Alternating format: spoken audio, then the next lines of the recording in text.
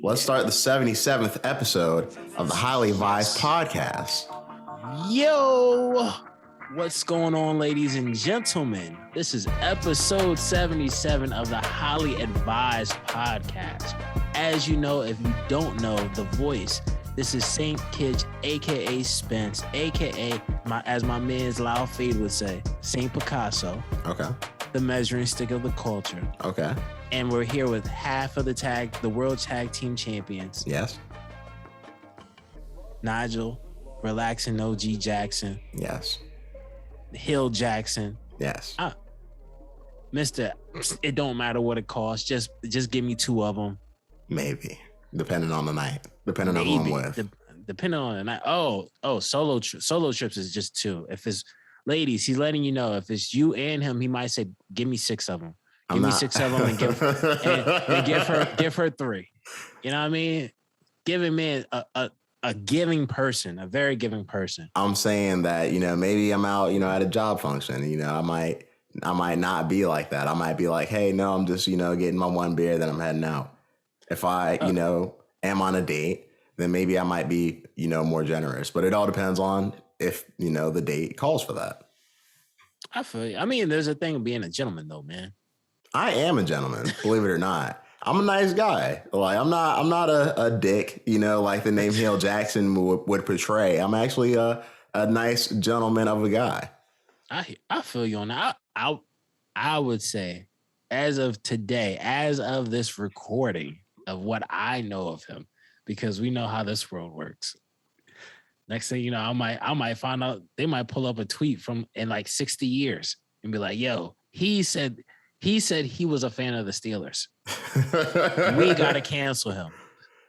Nah. So as of today, I'll say, I know you as a good guy, but in 60 years, when they cancel you for these being a fan of the Pittsburgh Steelers tweets, I may have to say, oh. Well, I had to like him this week because, a friend of the podcast, I'll leave his name out. He kept on hitting me with side shots about the Steelers. Last week when we played Aaron Rodgers, he sent a group to the group text to the text group or whatever, and he was like, "Yeah, Aaron Rodgers out here playing good." You know what I mean? I see another pictures where the Ninja Turtles are being trained by Master Splinter, and then Master Splinter is being carried out by the Ninja Turtles, and the Steelers record is on their back. So I see all this stuff, and I'm just like, "Oh, okay." You know what I mean? Like I get the game we're playing here. I get the game we're playing. And I like football. Y'all all know I like football. So this is the thing y'all come at me after. That's cool. That's fine. I mean, you got to take it though. You got it. And you got to accept it. Until we won. And that had to be accepted too. It's a two-way street. I understand. And the thing is this, right? When Lyle's team, the football team, they beat me last year, I didn't say anything. I was like, y'all got it. Yeah, I had to take the ass whooping. That is what it is. Yo, listen, man, you didn't come up with no excuses. No, you didn't. You wasn't like, yo, the pads was too heavy. Oh Jesus, the pads were too heavy. The helmet was too heavy. How did you expect us to win? We're the Steelers. The pads are too heavy. The helmet's too heavy. The cleats are too strong. Like no excuses. You took your loss on the chin. You walked it off. I mean, I just figured I'd bring that up. I mean, sounds like you're alluding to something. Yeah, a little bit. I mean, I'm sure people have heard about it at this point. You had to hear about it. I'm quite sure there's more that's came out since this recording. Hold on. If they're a fan of this podcast, the Highly Advised Podcast, they would be a fan of it. We are the cross section of hip hop and MMA, and where would they want to follow us if they wanted more updates about? Because you had a post about this thing you're alluding to. Where would they have saw that? Oh, the post. Yeah, if they wanted to see the post about it, they should have just checked the Instagram, which is the Highly Advised. Yeah, the Highly Advised Podcast. What? Yeah, that's crazy. Yeah. Who would have thought? Who would have thunk it? In the words of Drake. Where else would they have saw that? If they wanted to see our live reaction, they should have checked us out on Twitter, which was the Advised Highly. At Advised Highly on Twitter. Or, I mean, but it's all good. Even if they didn't check either one, I could tell them this. If you want to know how our reaction to this, at least, or what we predicted, you could always go on YouTube right? And watch us actually talk about this. And you can YouTube the Highly Advised podcast. In a video form, shortened for the listeners. Now go ahead and inform them as to what we got to talk about. Tailor-made just for them. Tailor-made just for them. But I mean, similar in terms of tailor-made. Similar to like that crazy outfit that the boy wore. Yo, did you know Lil Durk actually was the one that opened up, walked Deontay Wilder out for this fight with him and Tyson Fury? So, well, I mean, in the trilogy fight for Tyson Fury and Deontay Wilder, no, I did not see that part. I'm not gonna lie, listeners, I didn't see it. I watched it the next morning. But he watched it. I'll give you your credit. You watched it. I will say this though. I mean, I'm not gonna lie to you. I wish you had watched it in real time, bro. This was an amazing fight.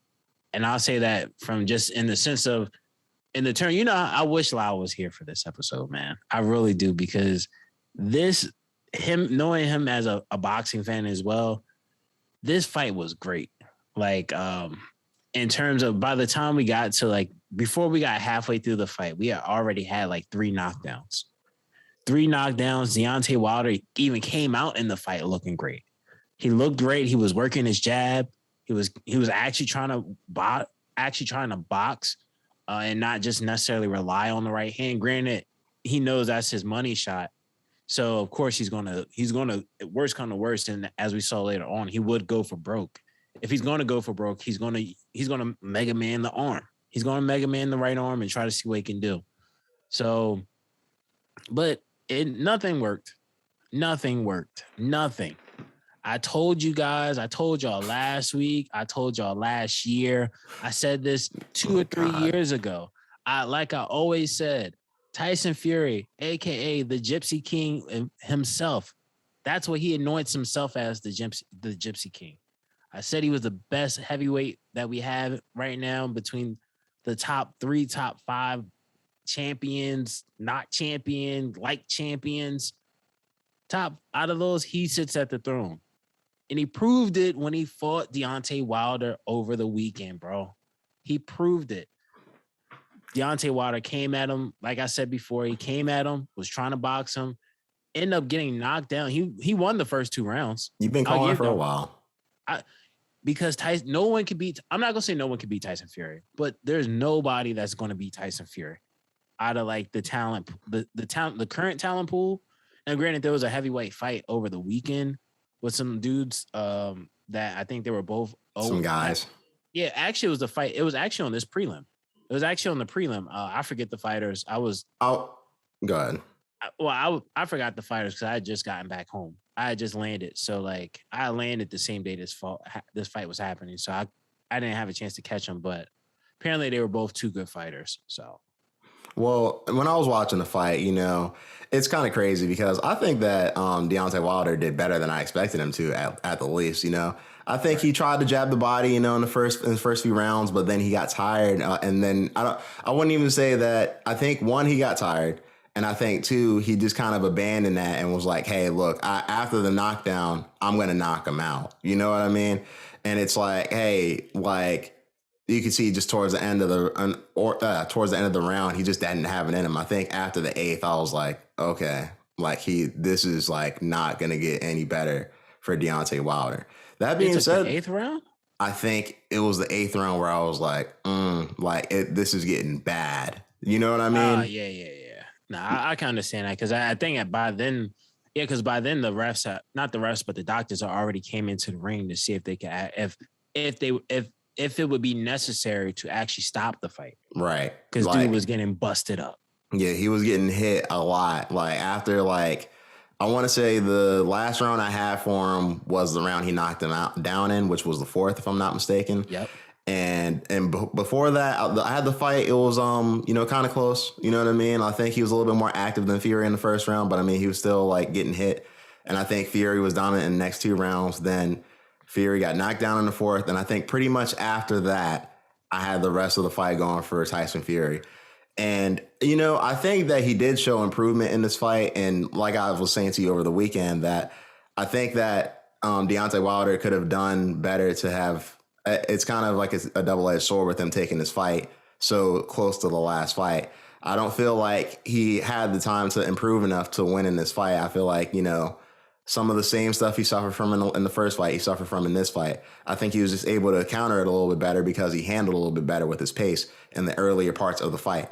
And he wasn't, I don't think necessarily, I think he was putting in the work to set up some of his punches later on in the fight, unlike how he did in the first fight, because he was just kind of trying to hang in there with him and like outbox him. You can't outbox Tyson Fury with the skill set that he has. Right. I mean, and I agree to that. Like, I definitely agree with where you can't in the second fight, you can't try to play someone else's game. In this fight, I do agree where he did show more improvement coming into this fight. But my thing was, yes, I believe he did get tired early on, just because it was a different style of fighting, which I knew would end up paying dividends for Tyson Fury in the later rounds. Because, like we all know, if you don't know, if you learn something the improper way, in this case, right, or if you're learning a new technique, when you get tired, when your body gets tired, it's just going to go for what it knows. It goes back to what its original foundation. And that's what we would eventually see in the later parts of those rounds, where Wilder still was trying to use his jab and trying to formulate some type of game plan, but he was too tired. And a lot of that tiredness did come from where we saw in the second fight where Tyson Fury was punching him in the side of the face, back of the ear type, or not back, but in the ear type of area, where it messed up his equilibrium in the last fight, right? In the second fight. But in the trilogy, it still played its part where we saw Deontay, I think after he got hit in the ear, I think in the third round, because I actually had him winning the first two rounds. So and in the third round, I was like, okay, he's up right now 2-1. Okay. So I think but I think after that knockdown, his equilibrium was all messed up, which I think just kind of doesn't help when you have someone like Tyson Fury who came in at his heaviest, still putting that weight up on him. Right, exactly. And he said that. I was going to say, Wilder. he did say, he mentioned that after the fight. Yeah, Deontay Wilder said that after the fight. He was like, yeah, he showed up heavier. He came in there essentially to put more pressure on me, and kind of hold me throughout the fight. And that's what he did. And I wasn't good enough to beat him. That's what he said. Well, I haven't heard anything from him since the fight. So I'm glad he's actually taking the loss like an actual champion should take a loss, because I don't think anything. I think from this fight, no one can take anything from him, of course, right? Because granted, he lost. He only won 3 rounds, but he's never been a fighter he's always been a fighter, like I've said, that relies on that right hand. Like, he's relied on the right hand so much that, like I always said, at a certain level, it's going to get exposed, whether it be AJ, whether it be Tyson Fury. It's going to get exposed. It's just all about who can take the shots from him. And Tyson Fury, and that's the thing about Tyson Fury. I think after the 4th round, Tyson Fury had a wake-up call, because during the second knockdown, when you watch the fight, you can see it in his face like, yo, what's happening right now? I can't believe I'm actually, you know what I'm saying? I can't believe I might end up losing this fight.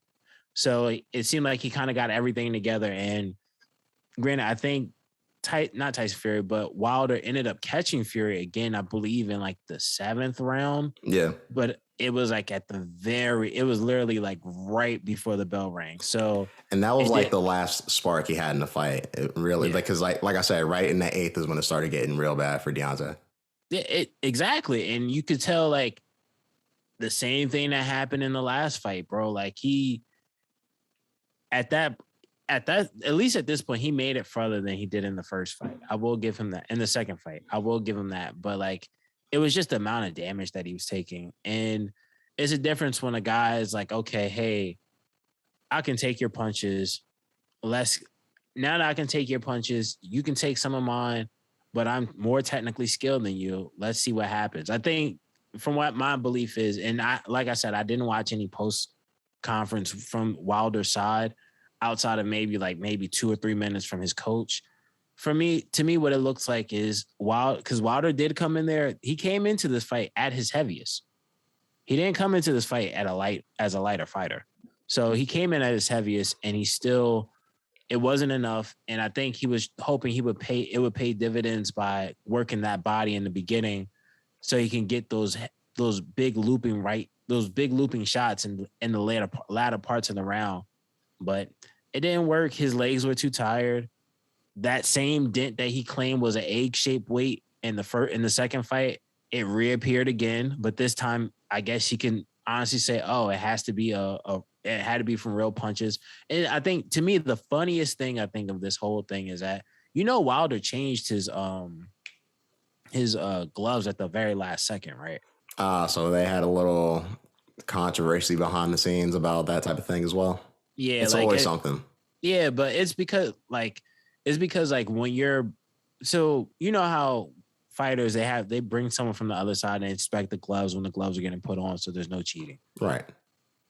And for boxers, I know you get to select the gloves that you'll have. So typically they may have one or two pair. And I only say this based off what I saw with Floyd. But there's also, I guess, another a third pair of gloves that are primarily horsehair, which I believe it was like the MT gloves that Tyson Fury ended up using in their second fight.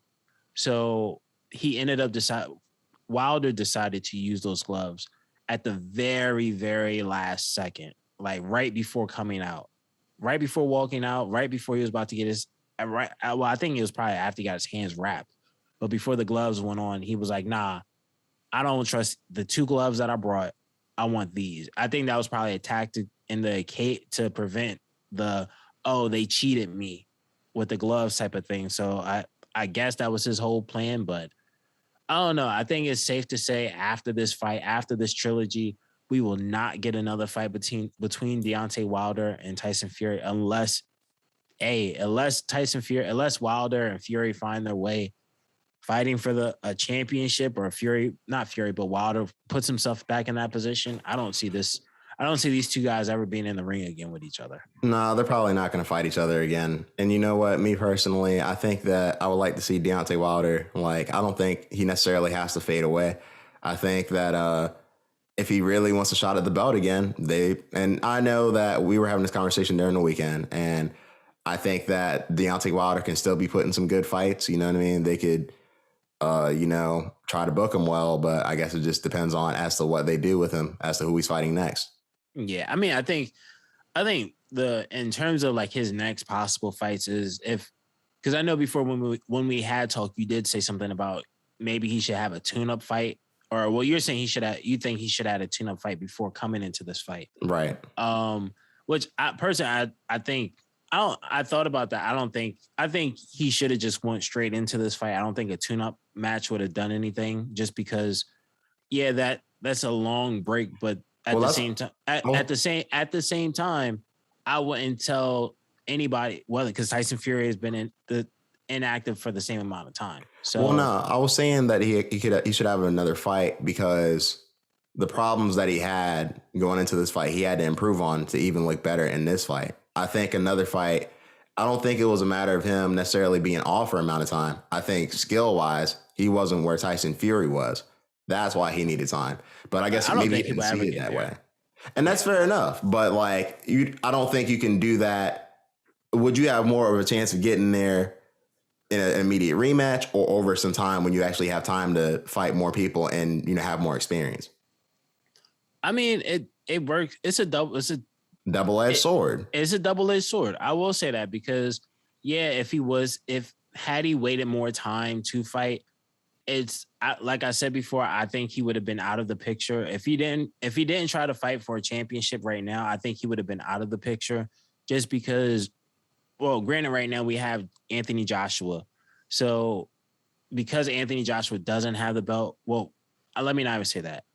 The fact that Anthony Joshua is going for a rematch right now for his belt, or activating his rematch clause for his belt, if he were to become champion again, he would try to boot Wilder out of the picture. I wouldn't find. I mean, granted, Tyson Fury said he would always fight Wilder because it's a big payday. But other than that, I don't think anybody else would want to see that fight. I mean, he would have to start going to the next level. Maybe he could fight Usyk. and that's just because it would probably just add more to Usyk if anything. But right now, I think the best option for him is like, well, the best thing that can happen to him right now is either Anthony Joshua, because I think for one, I think Wilder needs to take a long break after this fight because he took a beating, like I said he would, and I think I think it may be best that he takes this break and either he fights a second tier fighter, maybe a Dylan White, or heck, if Usyk and not Usyk and Wilder, if Usyk and Joshua, if they fight, do the rematch, and let's say Joshua loses again, I think that's probably the next fight that he probably have for, because it would be a contender fight, and I think that would be a sellout fight because it's a fight that we all wanted, that boxing has wanted to see for a while, especially in heavyweight fighting.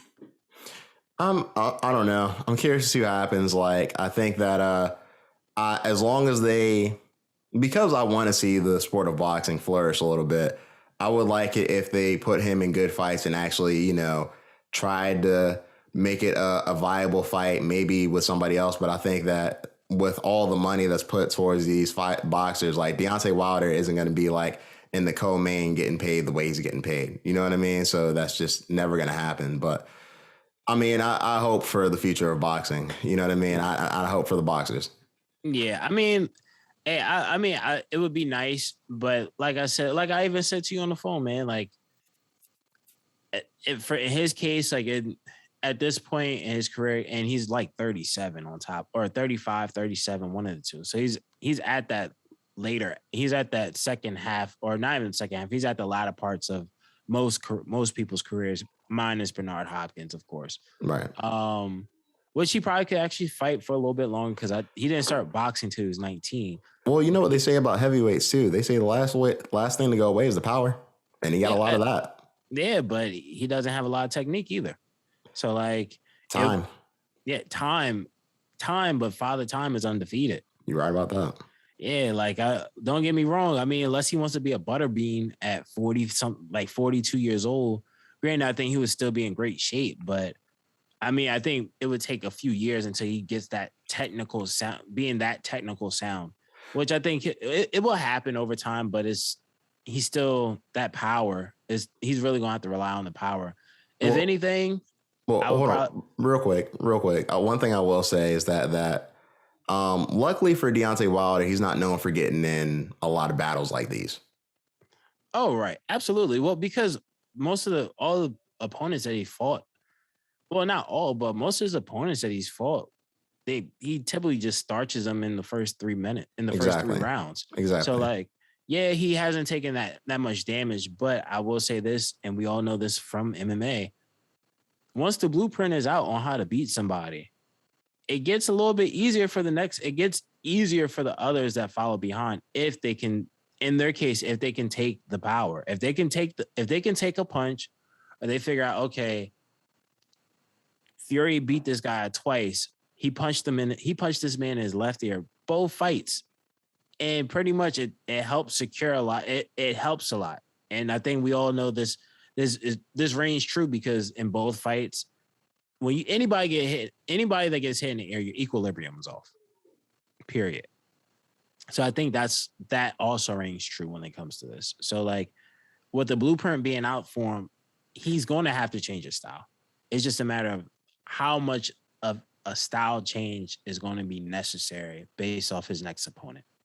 And I think we won't really know that until he's actually fighting stiffer competition. Like, don't get me wrong, I think he can knock Dylan White out. Maybe he might be able to get knocked out by Dylan White because he has power. But most of his competition, if he was to fight most of his past competition, he's beating all of them in the same fashion because they can't take the punch that he can throw. Not like at the very top, there's only a handful of people. And that's where he deserves to be. He's not a B tier, he's not a B fighter. He's an A level fighter or a tier 1 fighter. He's not a tier 2 fighter. It's just he may be at the bottom of the tier 1, but above, like DC. You can't beat John Jones, but everybody else in the division cannot beat you. Yeah, it's John Jones, DC, everybody else. And that's the way it was for a little bit of time. Exactly. So my question to you is, do you think that Deontay Wilder could go to the Yeezy Academy and learn some more technique for his boxing, or you don't like? How do you think he can do it? Man, listen. If Kanye opened up a boxing gym, if he opened up a boxing club at the Yeezy Academy, I wouldn't be surprised. Is he going to be the instructor? You said, is there going to be any structure? I said, is he going to be the instructor? I messed up on my words, but heck, I mean, of course, he's going to show. He's a world champion. He's going to be able to show something. You can probably get him, Andy Ruiz. No, I'm saying Kanye. Is he going to be the instructor of the boxing class? I don't know. Come on, man. You're not trying to take some boxing lessons from Kanye? I don't know. Some speaking lessons from Kanye? I don't know. Some producer lessons from Kanye? I don't know.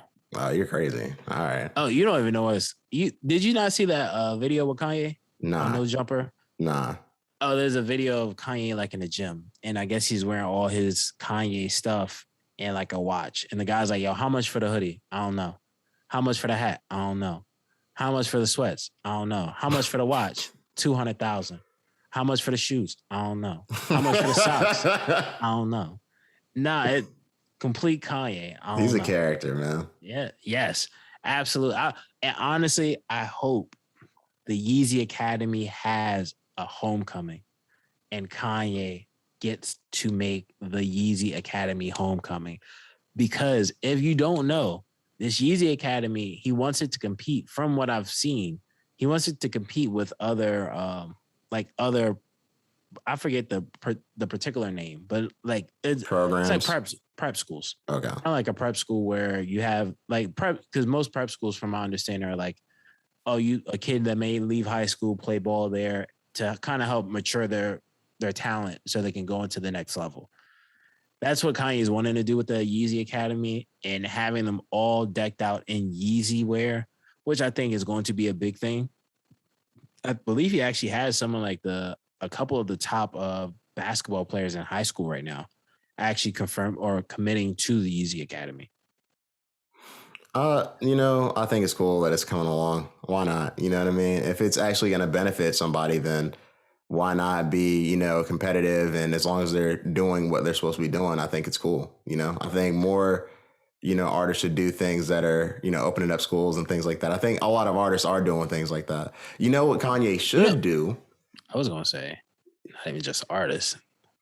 You already know. You already know where I'm going. I was about to say, not even artists. Well, I said, we talk about people wanting celebrities opening schools like LeBron did. Nah, who else? Well, let me finish. All right, my bad. Go ahead. Like, you got people like LeBron opening schools. You got people like Jay-Z donating to schools. Kanye opening a Yeezy Academy. But yet and still, our brother, your neighbor, one of your neighbors, y'all live in the same vicinity as each other. Oh, Jesus. Dr. Umar is still trying to get a school. It still hasn't opened up. I don't know what the problem is. Like, it just hasn't came yet.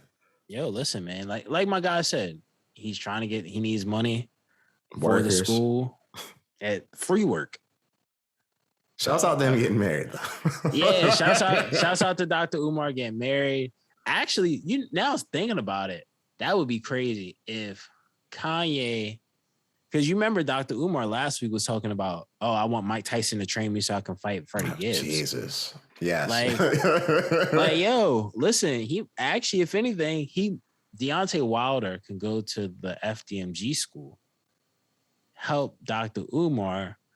The donations can help pay for the school, and everybody wins. He can learn how, he can get some tips from a professional athlete so he can do a celebrity boxing. And matter of fact, if he want, he can turn this whole thing upside down and he can make it a Squid Game if he wanted to. Well, I was going to ask you if Dr. Umar and both of his wives went into went into the Squid Games, which one is he going to team up with? Like, he has to make a decision. Hey, before I even respond, because you know what character I'm thinking of. Well, you know exactly what I'm thinking of. Spoiler alert again. We about to get into it. I was about to say, let's hit the spoilers real quick. All right, go ahead. Yeah. Listen, man. honestly, I wouldn't even want Dr. Umar to do that because we saw what happened to the character, bro. We saw what happened to my man's. Him and his wife had to play that game, bro. Oh my God, no. They had to, and when you find out, like, oh, the purpose of the game is whoever wins. I think it was like episode 7 or episode 8. Oh, whoever wins, the loser dies. And he played the game with his wife, and he won. His wife died. I don't know how that happened. I'm not even going to ask the question as to how it happened, but all I know is that may have been one of the saddest moments in that show because he ended up hanging himself and killing himself in the place after all of that. So, listeners, both of us have now finished the Squid Games, and yeah, that scene was crazy. Just that whole sequence of events was crazy. My boy, the villain, Sang Woo or Song Woo. I'm probably mispronouncing his name. Loved his part, but that episode when he teamed up with I'm pretty sure his name was Ali. Ali, the kindest character in the show, saved the main character from dying in the first episode, got betrayed and shot and walked around with rocks around his neck for like 10 solid minutes looking for 2 old people who didn't exist. Gullible as fuck. And he was so gullible to me, it was kind of funny because I was like, damn. As soon as he walked away, I was like, he's about to die. I was like, there's no help for him. Sang woo. I was like, oh, he's dead, yo. And the wild part is that this is the part that messed me up the most in that scene was that it just showed you how, like it kind of shows you how Sang Woo got himself into playing these Squid Games, but it also shows you like, yo, why this guy has his personal issues out. Because if you pay attention to a lot of the show, right, some of the issues that they deal with outside that got them to play in the Squid Games are some of the issues as to why they are how is kind of shows to how they're competing. Like that guy, like Ali. Well, he was going to his boss for money, and then his boss wouldn't give him his money or whatever. So, but clearly he was going off of, oh, well, you told me last week. And what happens? Oh, I'm going to give you your stones. I'm going to give you I'm going to give you your marbles, quote unquote. And he takes the marbles. He holds it in his hand just to check to make sure it has weight, and then just puts it around his neck. He didn't even check it in his hand, yo. He just put the shit around his neck. He was like, hey, look, carry this around your neck just so you don't get lost. Like he was a puppy, sending him off to get shot behind a shed. That's what he did. Like that's what he did him. He never held it in his hands. He said, I'm gonna put this shit around your neck, go off and look for 2 old people. Now, mind you. No, he grabbed it. He did grab it because he checked. He did at one. There's a scene where he does check it after Sang-woo gives him the see the rocks. Yeah, he doesn't look inside. He holds it to make sure that the marbles are actually there. Just to make sure, like, okay, let me make sure you're not trying to get over on me, which made no sense. Bro, I don't care if it's you. Bro, I'm checking to make sure I got the marbles before I walk off. I'm not even going to give you, I don't even know why he gave him the marbles in the first place. But go ahead. It's 2 things, right? One, going back to what you said before, Ali had one of the most noble reasons for being there out of all of those people. It was like, hey, look, me and my wife are here. We're not supposed to be here. We're trying to get back home. I just assaulted my boss, and he's going to have life-changing injury. If I don't get this money, then I'm going to be very screwed. And to what else you said about the rocks, regardless of that, he sent him out to look for 2 old people. Before the game started, you could see that there was only 1 old man. Where was he supposed to find these 2 other old people at? The whole show. The only old person on the whole show was the old man, which was crazy. I mean, did you realize how ironic, the irony of how Ali, like with his manager, like his boss or whatever, how he messed up his manager's hands, and ironically he's missing fingers himself. Yeah, that shit was kind of crazy. I was like, damn. Yeah, it's a very crazy parallel. I wasn't mad at it though, man. Like I think the character was written that way for a reason. Obviously he was like out of all these people who had all types of debt from gambling issues and whatnot. Hey, look, I actually need this money to save my wife. Yeah, I mean, some of them I had other people to save too and shit, but yeah, I was gonna say like I was thinking of the I forget the girl's name, but like apparently she's now like the brand ambassador for one of these high end brands. I'm not sure if it's Gucci or Louis Vuitton. Yeah, it's Louis Vuitton, and I think it's funny that they keep on interviewing her, and I'm not sure how real it is, but it's like these, I would say lesser known rappers, and rappers that I like Maxo Cream, where she was like, yeah, Maxo 187, I love that shit, and I was like, how do you even know about that? I couldn't see that, but you know how shit goes though, because sometimes artists that are lower just hit in other places, Yeah, I mean that happens a lot. I mean, heck, even like Homeboy that we never talk about.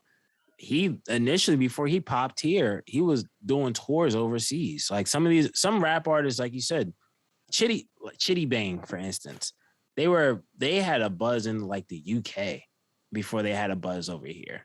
But like back to Homegirl, like I forget her name in the show because she was one of the last three. But like her story was like, oh, she watched her father kill her mom, and then she killed her father. And then her brother had to go to an orphanage, and she was trying to get the money for him. And then like she's doing it for a noble reason. The main character, he was doing it for a noble reason. Yep. Sung Woo was the only person. He was the only person who's like, okay, you're embezzling money. Now, granted, the old man. Oh, the old man. Forgot. Almost forgot to talk about the old man. Oh no, I didn't forget about talking about him because in that episode we're talking about like episode 7, because he played his part the whole show, bro. He played his whole part. You felt sorry for him, and in that 7th episode, it was like it even kind of showed you as to the whole purpose of the show, right? Because you saw how the main character was like, oh, I'm going to pick him just because. Like he's old, despite him being old, I'm trying to be a good person out of my heart. But then when it's like, oh, the game comes down to one of us the loser dies, unfortunately. And in that marble game, you see where he like at some point he's losing, and the old man is like, he's like, oh, how many did I say? He opened his hand and then was like, how many did you say I had? And he's like, huh? He's like, I didn't hear you. How many? Because he said 3, but it was 2 in his hand. He's like, how many did you say I had? He was like, 2. He's like, oh, well, here's these marbles then. So I thought like, okay, we all know this old dude's got dementia, brain tumor, all of this is sad. It's unfortunate in his situation. But then you realize at the very end of that episode, that's when I realized, he might be in on this whole thing the whole time, because there's that split second where he's like, but why would you do that to your friend? Because he pretty much called him out like, yo, you've been playing me the whole time, and I've been letting you do this, but we're gambu, so I'm gonna let it ride. When that happened and I didn't see him actually die, because all the other murders were so like, in your face, I was like, okay, maybe something's up. But I didn't think that he was going to be the organizer of the whole thing. What I thought was going to end up happening was something similar to the girl in the game prior to that, where she didn't have a partner and they just took her away for whatever reason. I thought that maybe the organizer and him had some type of connection. I didn't think he was going to be the organizer itself. So I thought that was kind of cool. You know what I mean? Now, my question to you is, do you think they're going to have a season 2 of the show? Oh yeah, they have to. I don't know how the season 2. I don't think.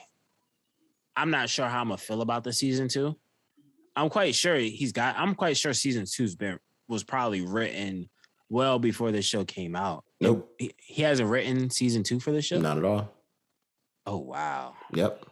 Hasn't even started. That's what he said. That's what I read, unless I read something wrong. See, the thing is that, he was pitching the show for a long time. It got put out, and then boom, it's here now. But I don't think he actually had a show written, ready to go. He said that if he's going to write a second part, from what I read, he would need a team behind him because he wrote this by himself. Better be like Tyler Perry, man.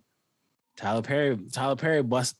That's why we get the same Tyler Perry movie every time, because he busting them out. He writing them. Well, let me not say every time, but you get the gist of it. it. A lot of the time. You can 80% of the time. You can tell that there's the same. You can tell the same writer is writing all the Tyler Perry movies, which are hits, and it's because it's Tyler Perry. But back to my man's here. In his situation, I mean, I'm not mad at it, because I think the way the show ends, because I don't really like how the show ends personally. Really? Yeah, I didn't like how the show ended, just because to me, I feel like it was because it totally shifts gears, right? And and to me, I feel as though we already know what's going to happen with them, right? Because it's no different. Like this man, the main character, when he was on his way to, I think, what was it? When he was on his way for his daughter's birthday initially, like he had the money. All he had to do was go get her a gift and go buy some fried chicken. He gambled it. He won 400. I think he won like 45.6 million won or whatever it was. His number that he would end up playing, his number 456, which would be his number that he would play in the game. He won that, lost it all. Well, he lost it all because homegirl, she ends up stealing it, and he has to ask for that 10,000 won back, right? There's so much irony in it, because he deviates then and goes and play and ends up finding himself in these games. And then when he's about to go to his daughter, he finally has the money a year later to go to his daughter to visit her in America. He turns around and says, on some, like he's Liam Neeson, "Oh, I'm on my way. I know this game is not over. I will find you. I want to play again." I don't have a problem with that, though. I mean, I don't like it. The way I see it, go ahead. Finish your thought. I just didn't. Well, I'm just saying I'm not. There's no thought. I'm just saying I didn't like it. That's all. Well, I mean, the way I see it is like this, right? I mean, now I was speaking to Lao Shay, Big Cozy, T Cozy, the tribal chief, and he was saying some stuff about his problem with the story was he did all this shit for his daughter and didn't spend any money on his daughter. And I was like, you got a point about that. I was like, you can't just let the money sit there and not take care of your daughter. He took care of the other girl's brother, Sang Woo's mother, and just had his daughter chilling over there. I mean, what she was doing fine with her family and whatever, but I kind of understood that point. I guess for me, I don't really have a problem with the ending because I feel like it can just lead to more of a show. You know what I mean? Like, if it were to go away from that, I think it would, that would be the end of it. And I mean, if the season was only to be one, all this could be one season, but the way it ended lends to another season, which I mean, they could do like all types of stuff with. But I mean, like it really all depends because, this next games, like would it just be people who competed before? Would he be one person in a room full of new competitors? Like, what would you do? Otherwise, we just have him chilling with his daughter, maybe being spied on, but they don't want nothing to do with him. Yeah, true. And I won't say they didn't want anything to do with him because he just didn't have money, I think. No, not that, because when he was riding away from the organization, the front man was like, "Hey, look, you got your money. Be happy. This was like a dream, and forget about this shit." Yeah, I thought you were saying his daughter. No, not that. I thought you were saying like, and even like the front man, like that was even weird because like he won. I'm guessing he won one of these Squid Games. Right. And he became the front man. So there's a storyline there. We also know like his brother, we don't know if he really killed his brother. He shot him in the arm. Right. But he just could be swam away. Yeah. Like, which is so ironic. Your brother shoots you in the arm. So you shoot him in the arm, but he magically dies allegedly. Like, so like to me, there's gaps in the story to make for something else. Like just like there's a theory that that the old man and the main and 456 it could possibly be that 456 is the old man's son. What's your thoughts? What's your thoughts on that theory? I saw that theory. I haven't looked into it like enough, but what I find to be interesting is a lot of people go to this scene in the show where they keep on talking about milk. And he's like, "Oh, yeah, I used to beat my son for not wanting to drink milk." So I went back and watched. I seen in the Korean language, and it was like, oh yeah, my son was similar, and it didn't seem to be so like head on. So I'm curious to know if that's something that was just written for the show, or if that scene actually means anything at all. It could and it could not, but I mean, I think there's no way to really tell. Yeah, well, it's that scene, but also the scene, the episode we've been talking about, episode 7, where when they're walking around, you know how the old man's like, "Oh, this is my," because I saw this, I heard about that, but I also saw the part where the old man's like, "Oh, this is like my old neighborhood, and my old house was over here." And when he finally got to like where his house was, that's where 456 was like, "Hey, oh, this reminds me we used to live in something near this. Like the alley reminds me of like where I grew up as a child." I heard So that too. like, I thought that yeah, was interesting. yeah. So like, and granted, there's so much overlap. It's not impossible because it could have came from from what it seems like the old man probably built himself into wealth. Like just from how it sounded like, oh, like he's just a kid and all of this stuff. And then it's like, oh yeah, as a kid, I played, like, it seemed like he played so many games as a kid. And when he was youthful, it didn't sound like he came from money. So it seems like he built himself into this wealth, and probably as he got older, similar to not Songwoo, but similar to 456. I don't remember these characters' names, to be honest with you. I just remember Song Woo. That shit was funny. Yeah, like, and even how that ends, which was like, it was very interesting. I understood why he killed himself, but it was just like, I don't know. After all of that, and Songwoo was trying to let you die, like during the little cookie game, he was like, oh, like, He's like, hey, hey. And then he's like, oh, never mind. He's like, go ahead, man, do your thing. yeah. And then when Songwoo won, and he still saw a dude was just still there, he just kind of looked at him and then you know how when you trying to avoid someone, you're just like, hey man, hey, like you're looking down but trying to side eye and wave. That's what that looked like. So you know the shit that had me dying about. Sorry. Newport Shorty, man. Wow. You know the shit that had me dying about saying Woo though, or Song Woo. Towards the end of the show, the female character is dying. I can't remember her name. And the main character is like, hey, you know, she's on the brink of death. She's on the brink of death. He looks back. They're carrying the box. He's like already over her body, stabbed her up. He was like, look, man, like, let's get this shit on. He's like, where's the money? Yo, that was a crazy part to me, because I'm like, I was like, yo, you just got a taste for blood. Like, you could tell at some point it was just like, I know why you're here. I see exactly why you're here. And because he's smart. He's smart. He knows how to move. He knows when to be quiet. But at the same time, his smartness is the same thing that got him into the same situations that he's in. Yep. And it's like, oh, you don't know when to chill. Because even at that point, it's like, oh, sure, she's dying. She's bleeding out. Your best friend is knocking on the door like, please, someone help her. You just go over there politely and say, yo, let me just, it's not even like he just did something slight. Like, you can tell he's got blood all over him. And I'm like, yo, this is crazy. It's like, yo, it's like, yo, you're a killer. You're just a killer at this point. Well, he pushed the dude off the glass too. He was like, man, I can't figure it out. I'm trying to figure out. He's like, man, fuck that. He's like, are we crossing the shit or not, y'all? He's like, if y'all want to come along, y'all come with me. And that was pretty much it. Yeah. Sang-woo, I like his character. I like the villains. I'm always liking the villains. Hill Jackson. You already know how it goes, man. Hill approved. So this weekend, I got to listen to Life of the Dawn.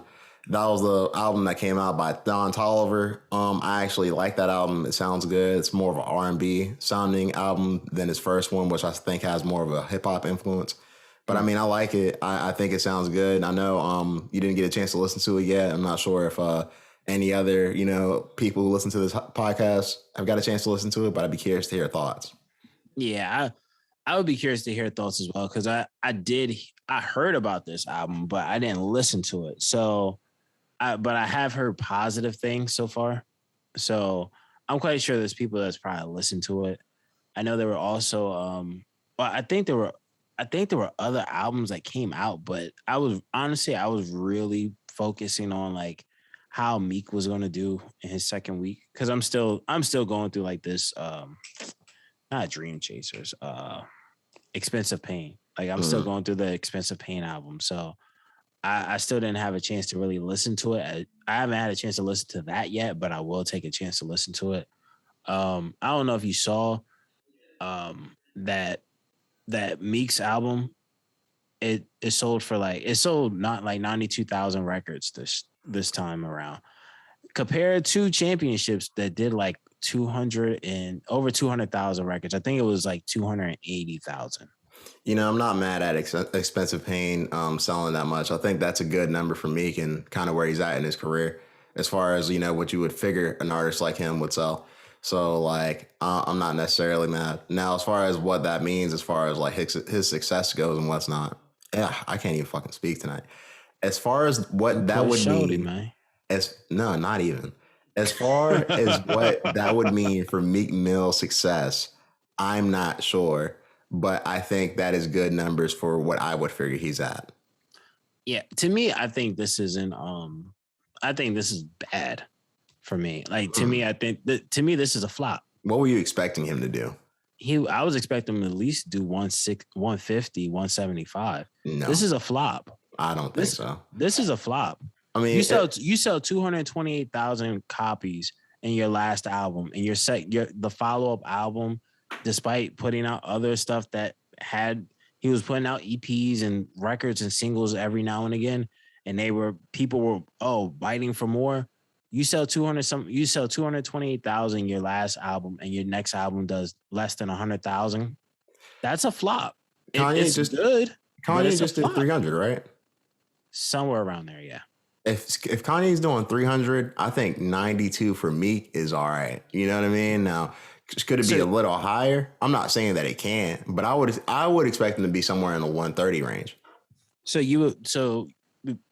That's to me, I can't say that because to me that's like because now we're putting him below the pocket of like based off album sales right now, based off Lil Baby, based off Moneybagg Yo, like we're putting him below them at this point. Like at that point when he's selling less than 100,000, he's pretty much fighting with like the G Herbos and the Lil Durks of the world at this point.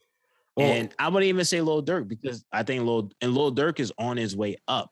He's fighting with the guys that are like Baby Keems probably. So we know where we hold Meek at, right?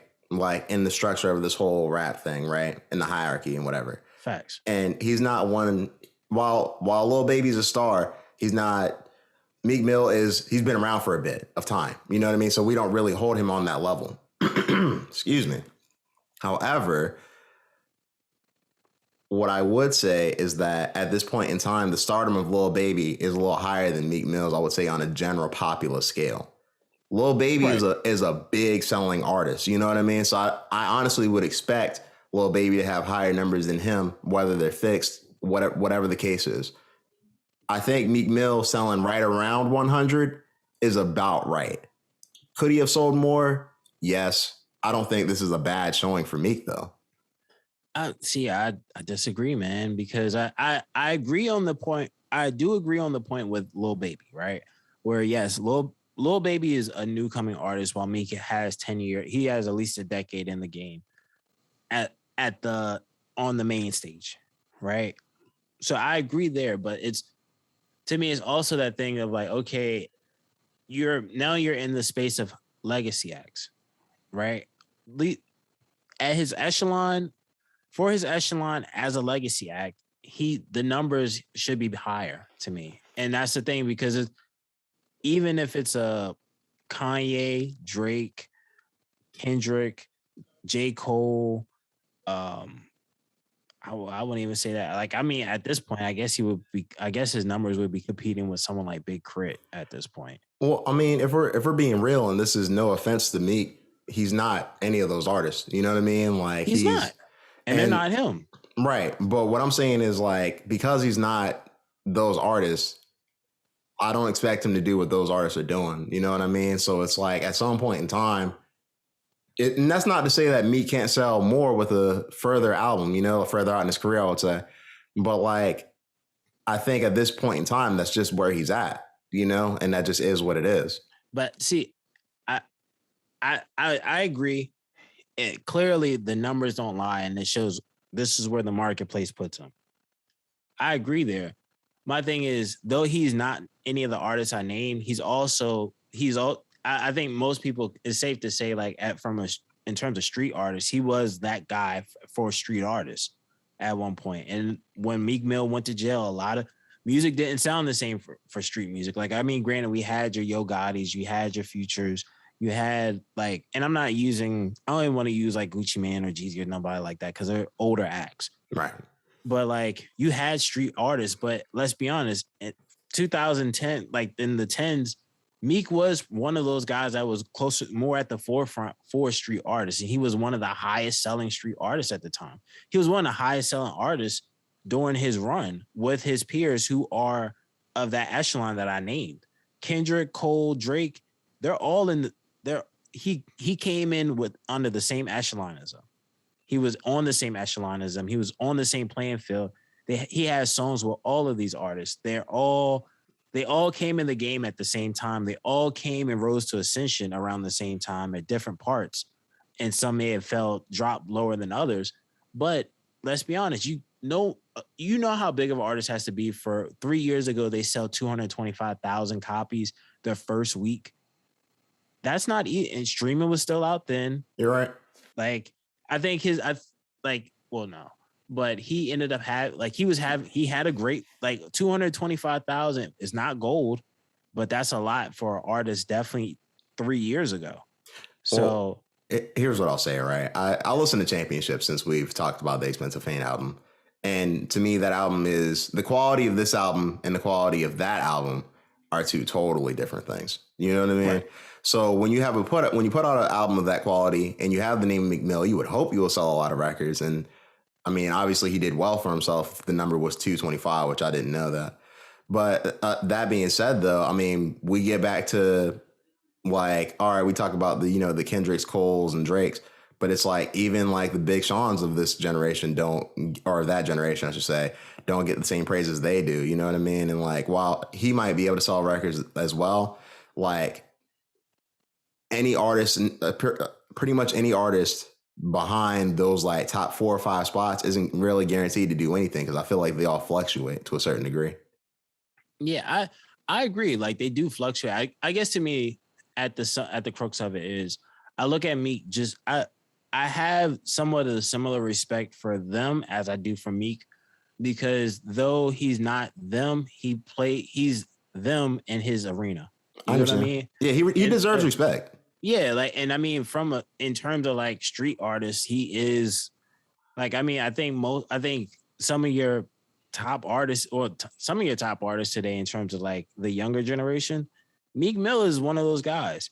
Whether it's NBA Youngboy, who said his name partially comes from listening to Meek Mill, whether it's Durk, who puts Meek Mill as his number 1 artist of all time, like, and all that fall in between. Like, it's just one of those things where it's like, the landscape now has this is where the marketplace puts you at. And if this is where the marketplace puts you at, I'm very curious to see how his next pieces will come out, because I think when you sell 200-something thousand records, your last album, I think anybody would say, yo, this next album is going to be, even if it doesn't hit 228,000, this next album should at least crack 150. 175, so it's the margin isn't so crazy. But when it doesn't do over 100,000, I'm very curious to see what happens, because I highly doubt the same amount of money that was being poured into him is not going to get poured into him for this next for his the follow-up album. Granted, he's putting out a extendo pack to this, which is like a deluxe, which I wish people would stop doing deluxes at this point. I'm honestly, I probably won't listen to the deluxe album because I just don't like deluxes at this point. But yeah, like, I don't know. I think it says a lot. It says a lot, and to me, it says a lot, and it doesn't say a lot of good in terms of like the reception. I think it in terms of the sound, which I'm not surprised. But if you follow Meek on IG, I've been saying this to some of the people in my groups. Yo, I don't know how I was on the fence with the album before it came out because of the snippets. Because I thought it was going to be completely auto-tune-ish. And it wasn't. It was good. But hey, I think we're just going through that age where we're finally seeing what happened to our favorite artists as kids happen to the artists that we lived through.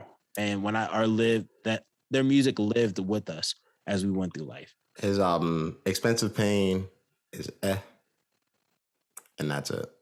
Well, you don't really. Well, I mean, you don't really listen to rap, so I kind of. I don't really listen to rap. I don't really listen to rap. That's crazy. But, hey man, you predicted that you think Durk could actually sell less albums in his next album compared to what academics thinks, right? So academics put out a post predicting that Durk is going to sell 150,000. You're like, he might do 60. He might do 60. He might do 60. I didn't even say that. I think it's possible. So the question came up tonight. Hey, what do you think about this post? Right. So, one of us said that he might do like 60 or something. Yeah. I said it was just me and you that gave out numbers, bro. No, it wasn't. Go ahead. Said, finish your narratives. My lies. I said that Lil Durk should sell somewhere between 70 and 90. I don't necessarily think that's bad. I mean, seeing as Meek just did 90, I think personally, Meek is a bigger artist than Lil Durk. Maybe at this point in time, you can say they're close in popularity, like they're right around where each other is at. But it's like at the same point in time, I don't think he's going to sell 150. I think that number is high. I just don't see it happening. But could he break to 100? Yeah, I wouldn't even be mad at him for it. I just don't see it happening. I think he sells right around what Meek sold, not a little higher. Yeah, I think he sells more than Meek in his next album. Personally, to me, I think Durk does at least 120 in his next album. Granted, like I'm not sure. Just because y'all waited too, I don't know what the reception was in terms of sales, but I do know The Voice. It came out, and this is why I say this, because The Voice, right? Its first week it only sold like 23,000, but in December, its second week it sold 66,000. So it is one of those weird anomalies where, hey, yo, don't put out an album at the end of the year, because this kind of may show why fourth quarter drops were not a thing at one point. Well, I don't think they should be, personally. I think history has shown that you just have less of a chance of success if you're dropping in the fourth quarter, because I think it just goes where everybody's around their families. They're not necessarily worried about like keeping up with just the outside world. They have like so much stuff going on within like their families and whatnot. Now, unless you're like a Drake or a Kanye, or if you're like a Drake, Beyonce type of caliber artist, I think you can pull it off. Yeah, you can. I mean, Beyonce is the one that really got the ball kicking with this. Granted, I mean, Childish, I think because the internet came out in December as well. Yep. But like Beyonce did the surprise album on a Friday, which wasn't done yet at that time. In December, it was in December. She had dropped that surprise because that was I forget the album it was, but it changed the way music came out, because before music was being released on Tuesday still. She dropped the album on a Friday, a surprise album, just was like, yo, album out now. Everybody went crazy. And next thing you know, they went from Tuesday to Tuesday to Friday to Friday. So like, if you're a certain caliber artist, I think it works. But like someone like Durk, I don't think it worked. And I think The Voice kind of showed that, where your first week it does 23, your second week it does 66. So you're roughly around 100. You pretty much in your first 2 weeks you did 100 practically. Now let's say you take away you add the hype that he has now, over 120,000 copies, or it was like over 100,000 copies. It was like over 100,000 copies of The Voice and the Voice of the Heroes did. So between that, the features, and like I've always said, this has been Durk's year. He's been having one crazy run. He's probably been one of the most popular, not most popular, but one of the most consecutive features we've heard throughout this year of 2021 on everybody's song. Very similar to what we've seen with other artists out here as well, but at the level that he's at. So it's like, I don't know, man. Like I can see him doing at least 120 between the hype that's around him. He's got some of his old work is going platinum now. He's getting accolades off his prior work, which means people are still streaming what he's been did. Also, he's having success commercially now, and this is the biggest he's ever been. This is probably the biggest he's been in a while, and it's probably the biggest he's ever been in terms of the staying power. I feel like now he's arrived at a point where he's going to have staying power. Well, the way I see it is like this, all right? While you were talking and whatnot, I looked up the numbers for The Voice and the Heroes, and that looked to do 165 in his first week, and that was Durk and Lil Baby. If they're doing 165 with Durk and Lil Baby, then I would assume that number has to be split in some way, shape, or form when they're coming out. So I'm going to stick with my prediction right around 100. And I think that's good for him. There's not right around 90. Don't say it right around 100. Right around 90. 70 right to 90. Around 90. Yeah, right. That's what I feel. If he does more, congratulations. I'm not going to be like, damn, he shouldn't have did that. Like, no, like, congratulations if he does more. Yeah, I mean, congratulations if he does more, which I think he will.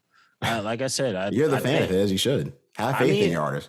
Hey, man, you like The Voice more than I do. So what does that say? I like Still Trapping. Hey, you like The Voice more than I do.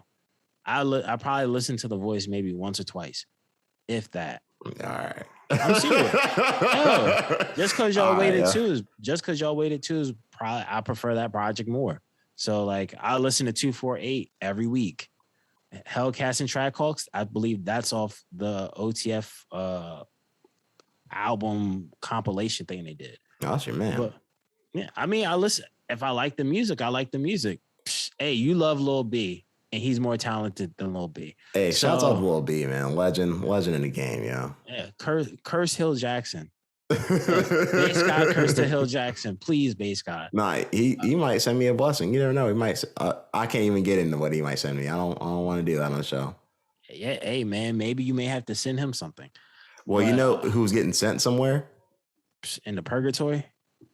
R. Kelly. Oh. He's getting sent away from YouTube. That's for damn sure. So if that puts him in purgatory, yeah, I'll say that. Jeez. Recently, I saw an article that said that they took off the R. Kelly Vivo and another R. Kelly channel off of YouTube, which I find to be interesting.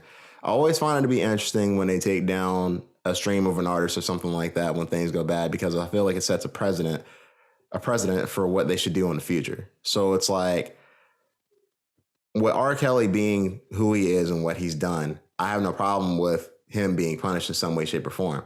But that being said, though, it brings up the conversation of other artists being punished in similar ways. Now, that being said, we don't know how many artists that are doing exactly what R. Kelly did, but it is just an interesting thing. Yeah, I mean, it's interesting. I wasn't aware of this until you brought it to my attention. I mean, hey, YouTube, I'm quite sure for them to pull it off, they had their reasonings, and I think it's based off just whatever it could be. I guess I could say, because I like it.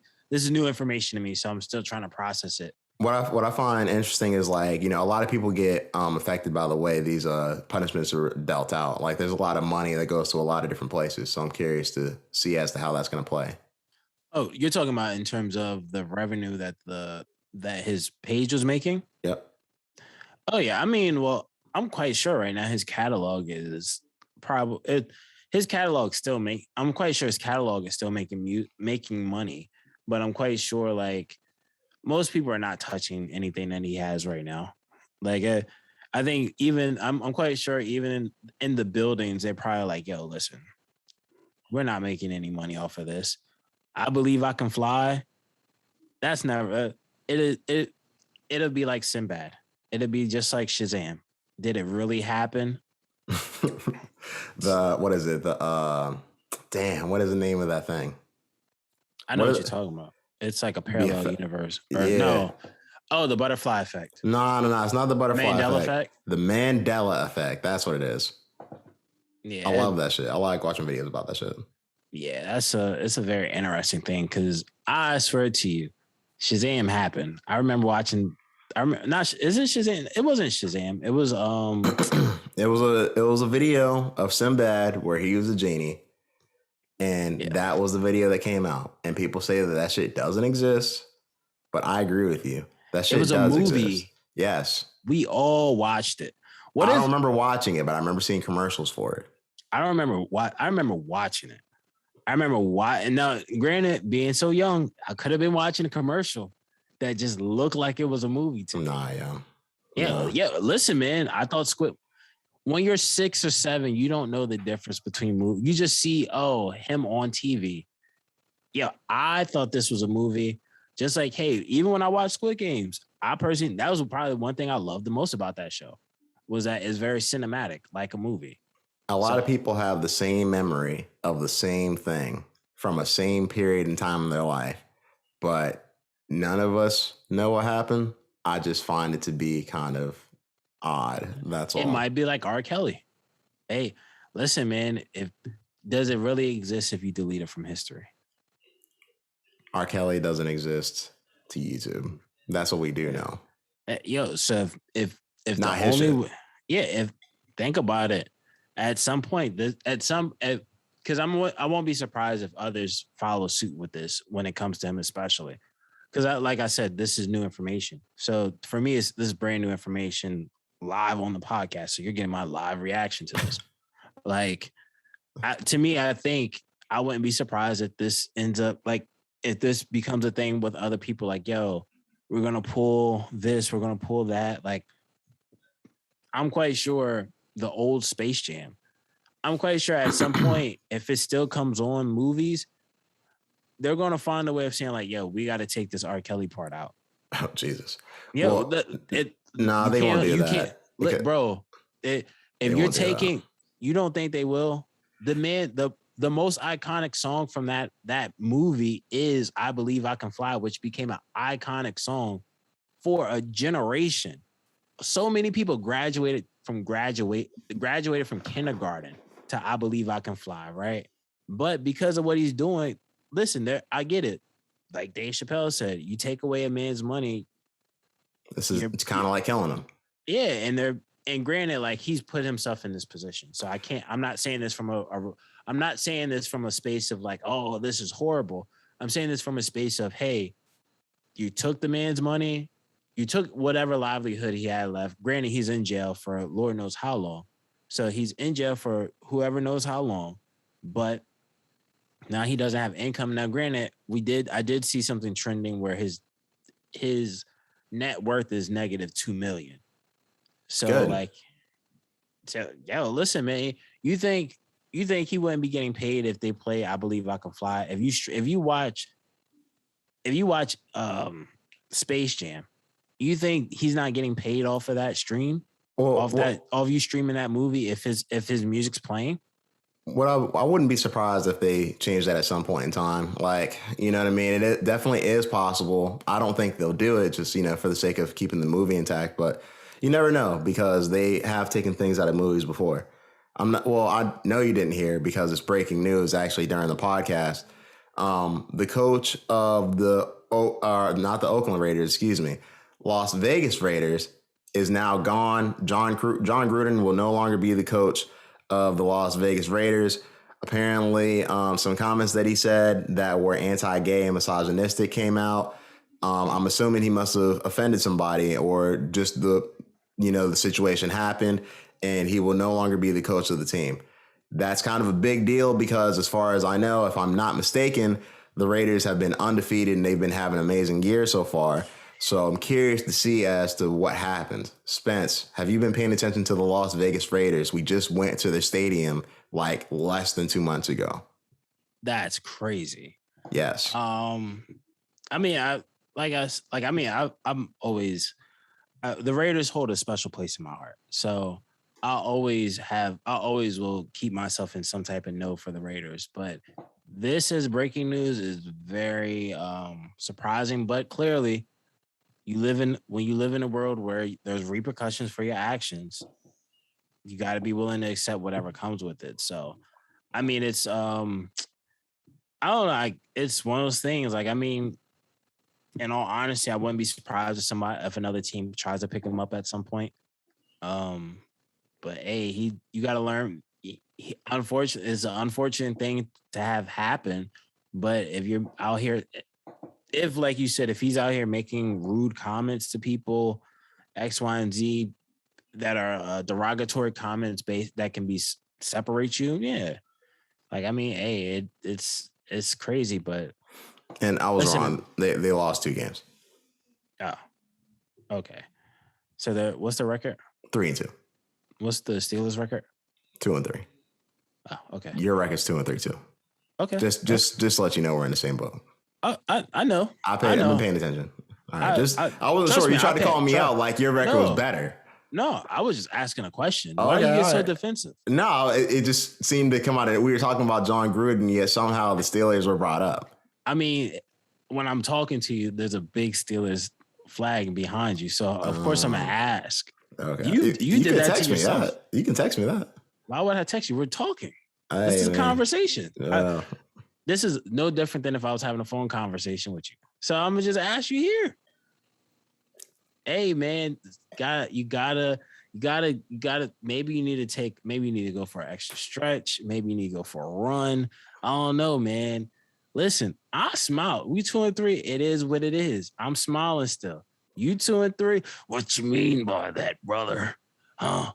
The cream will rise to the top. In the words of Macho Man Randy Savage. I've been watching a lot of him too lately. What I'll say is that, shouts out to the Steelers. We got a win yesterday. So shouts out to us. Why'd you roll your eyes when I said that? I didn't roll my eyes. You just seem so upset. Like, I just said we won. We had a good day. See, now you creating false narratives. I'm not. They can watch this on the YouTube if they go and follow us at the Highly Advised Podcast. Yeah, and I want to let you guys all know he edits the podcast. So I can't edit your eyes. Listen, you can because I didn't roll my eyes, bro. I just blinked. For real. But nonetheless, I was gonna say congratulations. Y'all went from 1-3 to 2-3. Thank you. I appreciate that. We caught up to y'all. Who would have thought? Who would have thought we end up having the same record? Who would have thunk it, right? That's crazy. Who would have thunk it? In the words of Drake, who would have thunk?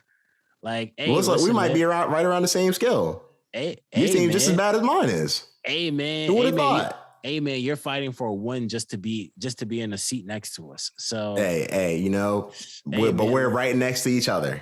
Hey, 2-3. You're more losses than wins. We're next to each other, but you're sitting in the aisle behind me. And that's all. What's crazier is that I would say that you would be in a better spot, but you got Kirk Cousins. So you're not really going to be in a better spot than us. He's shaky just like Ben is right now. Hey, we're going to talk about Steelers and we're going to talk about R. Kelly. Let's get into it. I'm just saying, like, the Steelers weren't in the conversation until you brought it up. Like, and we can talk. You want to talk about quarterbacks? You want to talk about quarterbacks? You want to talk about R. Kelly? You want to talk about You want to talk about the Mandela Effect? If it happened, if it didn't happen, people said it happened. People said it didn't happen. Listen, man. Where's the picnic table? Where's the picnic cloth? Let's put the covers on the sheets.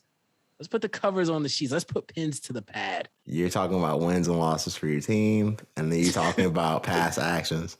What I'll say is that shouts out to the Steelers for being 2-3. Hey man, shouts out to the Steelers for being 2, and shouts out to the Vikings for being 2-3. Those two wins. I bet they fought hard for those 2 wins. Shouts out to them for getting that. Listen, man. They lost 3 times more than they won, but they still got 2. Just like us. Yeah, and they was fighting just as hard as Ben was outside of the football field. But nonetheless, I will say this. I did want to make sure before we get out of here to notify people as a fan of concerts, music festivals. Pharrell did put out a post recently following the death of his one of his cousins within the city of Virginia. Well, within Virginia itself, he is ending something in the water, and he's saying the city is there's something toxic within the city following the death of his cousin. I'm not quite sure how he passed away, but of course here at the Highly Advised Podcast, we always want to send our condolences, especially someone like that who's influential. I mean, as well as like, I mean, it's a burden to so many because I having the experience of Firefly, I can only imagine having it and then someone taking it away, but for the rightful cause. So just want to inform the listeners of that. I'm not sure if you are familiar with that. It looks like you're doing some homework right now, doing some deep diving for some information, I'm guessing. But nonetheless, I just want to kind of end it off with that before we get up out of here. You got anything else to say to the listeners, man, or any extra comments? Hey, look, whenever you're ready to talk, look, so the listeners should know that I like talking football. I don't mind talking football. Now, we're not talking about court documents. We're talking about football. So that's all I hear. Football, Yeah. Hey, man. On the field, football. That's what I hear personally. Yo, man, listen. Yo, the Boondocks made an episode about this, so I'm gonna let you have it.